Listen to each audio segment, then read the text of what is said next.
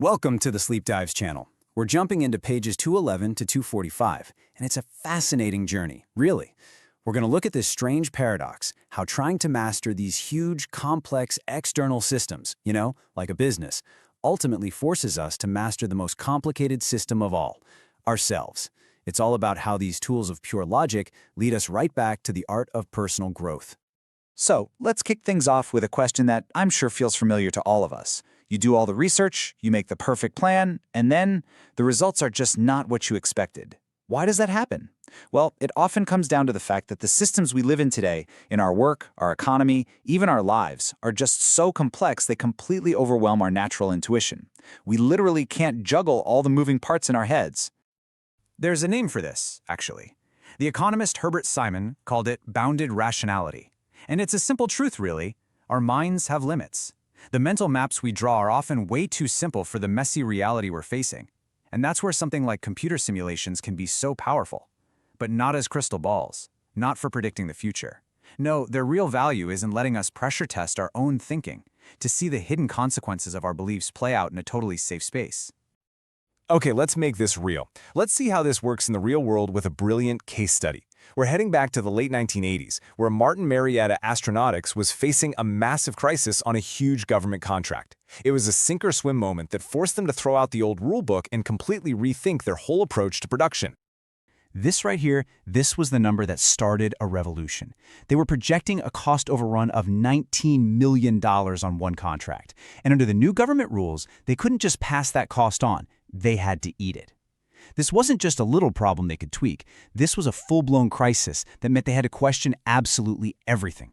So, the critical shift for them was in how they saw the problem.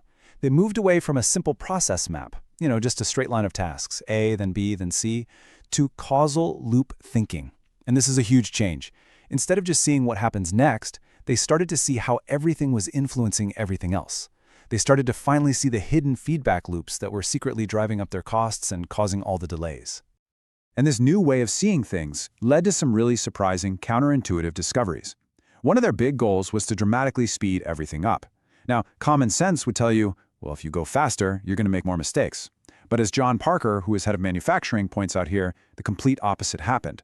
Doubling their speed actually created this wonderful virtuous cycle, and it slashed defects by an unbelievable 75%. Why? Well, because things just didn't have time to sit around in queues getting lost, damaged or obsolete. So what was the result of all this new thinking? It's incredible. They didn't just avoid that $19 million loss, they finished the whole project with a $33 million surplus. That's a $52 million swing from where they started. It was such a massive success, it was actually read into the congressional record. But here's where the story takes its most important turn. This amazing success created a brand new problem. How on earth could they do it again? They realized their victory wasn't just about drawing new diagrams or changing a process, it was about a whole new mindset. And you can't just hand someone a new mindset in a memo, right? They knew that for this change to actually stick, it had to go deeper. It had to become personal. What they stumbled upon was a fundamental truth. Systems thinking isn't some standalone tool you just pull out of the box. It's woven together with all these other disciplines, like having a shared vision or practicing team learning. But what they found was that no matter which discipline you start with, all roads eventually lead back to one, foundational discipline, personal mastery. And this is really the core insight of this entire section. You can't truly change the system out there until you're willing to work on the system in here. The point where you have the most leverage, the place where you can make the biggest impact, it isn't a better spreadsheet or a new workflow, it's your own mindset, your own assumptions, your own vision. So, what even is personal mastery? Let's be really clear. This has nothing to do with domination or controlling things. A better way to think about it is like a master craftsperson. It's about getting to such a high level of skill that creating the results you truly want just becomes second nature. It's a way of living that feels less like a constant struggle and more like a creative flow. Now, the engine that drives all of this is a force called creative tension. And the best way to get your head around it is to imagine a rubber band, okay? You're holding one end, and that represents your vision, what you truly, deeply want to create. The other end is anchored in your current reality, a totally honest, clear-eyed view of where you are right now. That gap between the two creates this natural, powerful tension that just wants to resolve itself. And it does that by constantly pulling your reality up towards your vision. So the practice itself is beautifully simple, but it is incredibly powerful. It all comes down to these 3 fundamental steps. First, you're always clarifying and articulating what you really want, your personal vision. Second, you learn to see your current reality exactly as it is. No sugarcoating, no illusions. And third, you make the conscious choice to just hold that creative tension, to let it do its work without giving in to cynicism or despair. This quote from Robert Fritz, who's a key thinker in this field, just nails it.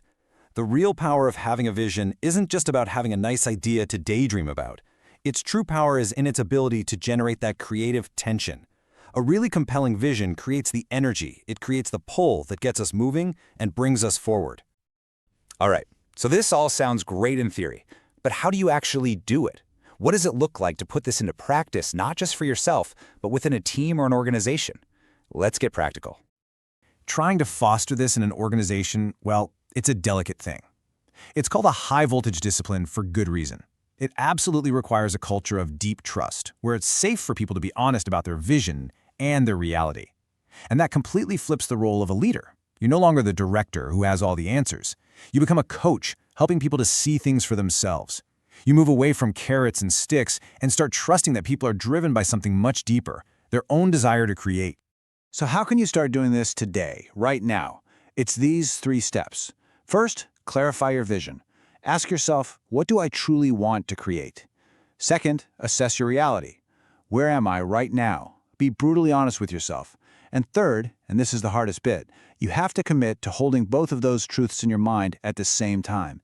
The big temptation is to let that tension go, either by giving up on the vision, saying it's impossible, or by pretending reality is better than it is. You have to resist that. Learning to hold that creative tension, that is the work. That's where all the magic happens. So, we've gone from the complex problems of a multi-million-dollar missile contract all the way to the very core of personal development. We've seen how the drive to understand and change these big external systems always circles back to the discipline of changing ourselves. The journey has to end with you. So I'll leave you with this to think about. What is the gap between your vision and your reality today? And are you willing to hold that tension